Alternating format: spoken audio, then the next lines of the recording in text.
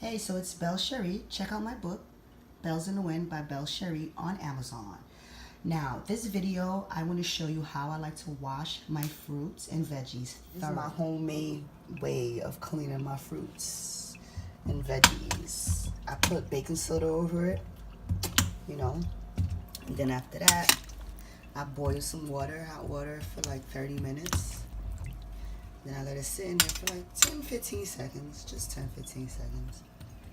That's it, and then it cleans off all the pesticides, germs, and all that. Look at how pretty it is. Shiny, nice and clean. Now I'm gonna take it out. Out the mangoes, and I took out the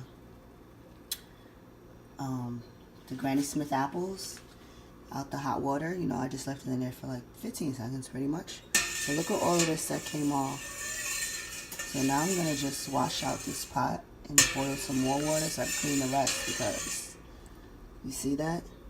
That was all on the skin of the fruits.